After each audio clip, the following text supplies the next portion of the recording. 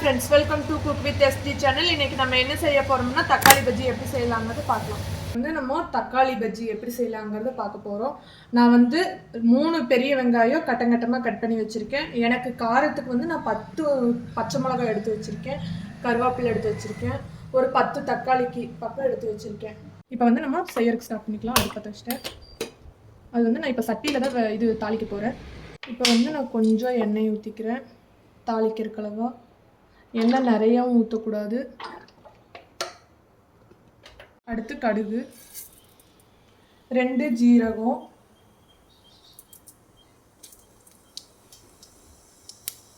இப்போ நம்மளுக்கு கடுகு ஜீரகம் பொரிஞ்சு வந்தோடனே வெங்காயம் ஆட் பண்ணிக்கலாம்.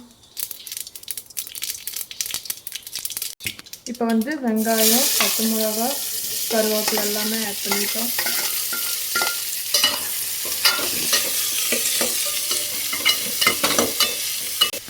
இப்போ நம்மளுக்கு வெங்காயம் நல்லா கண்ணாடி பதத்துக்கு வெந்து வந்துருச்சு. அடுத்து தக்காளி ஆட் பண்ணிக்கலாம்.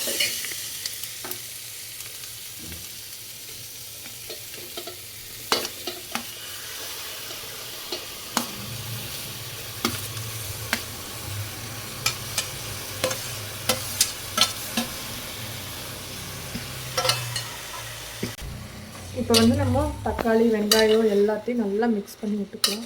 இதுக்கு பச்சை மிளகா வேணாலும் நீங்கள் போட்டுக்கலாம், இல்லை வரமிளகா இருக்குன்னா வரமிளகா மட்டும் போட்டுக்கலாம். இது மிளகாயோட காரம் மட்டும்தான், மிளகாத்தூள் மஞ்சத்தூள் எதுவுமே போடக்கூடாது. இப்போ நான் கல்லுப்பு ஆட் பண்ண போகிறேன். உங்கள் தேவைக்கேற்ப உப்பு ஆட் பண்ணிக்கோங்க. இப்போ நான் உப்பு போட்டோன்னே ஒருக்கா மிக்ஸ் பண்ணி விட போகிறேன்.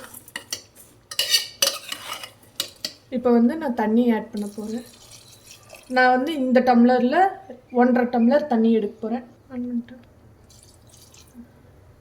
இப்போ நம்மளுக்கு இது நல்லா கொதிச்சு வரணும். நான் இப்போ ஒரு பிளேட் வச்சு மூடி வைக்க போகிறேன். இப்போ இது நான் மூடி போடுறேன். நம்மளுக்கு இன்னும் கொஞ்சம் நேரம் கழித்து நல்லா கொதிச்சு வந்துடும்.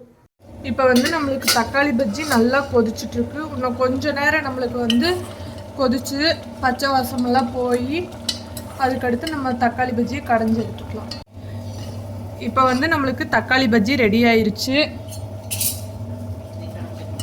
இப்போ இதை நான் கடைஞ்சி எடுத்துக்க போகிறேன். மேலே கொத்தமல்லி தழை லைட்டாக தூவி எடுத்துக்கலாம்.